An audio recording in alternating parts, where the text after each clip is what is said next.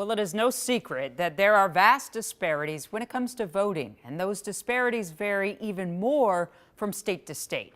Where 74% of black residents in Alabama are eligible to vote, for example, that's true of only 55% of Minnesota residents, according to Pew Research. But the good news is voter turnout is trending upward. Between 2008 and 2016, the Census Bureau reported that black voter turnout in our state jumped more than 30%. And Kaya has a story tonight to show you some of the efforts to make sure it stays that way.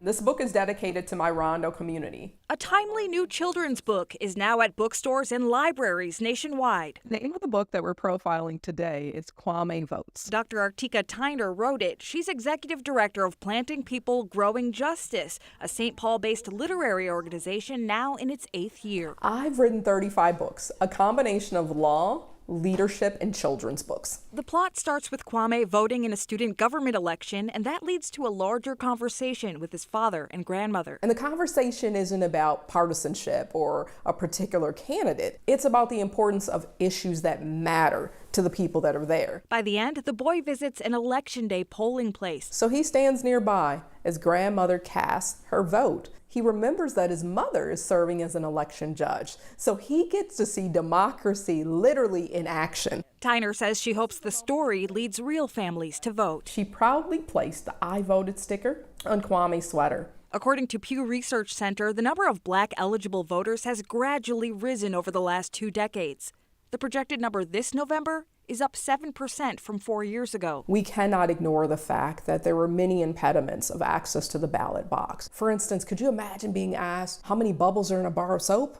So when we think about the history, we know that within the African American community, voting is something sacred. As Tyner does her part, Urban League Twin Cities is focused on getting people registered. Go vote. President and CEO Marquita Stevens says the organization's young professionals are posting Get Out the Vote content on social media. She says Urban League is also reaching those newly allowed to vote. The legislature passed a law that allowed ex-felons to vote. But I'm concerned about the people that have been off paper for 10 years or 20 years and have curated a habit of not voting, of not feeling part of the democratic process. Reaching those folks and making sure that they know, yes, it's their turn. And we fought long and hard to include them. For Tyner, growth in civic engagement is also key. That we'll get involved in the commissions and the boards and volunteerism, philanthropy, and in fact, in the back of the book, there are some practical strategies on how young people can get involved.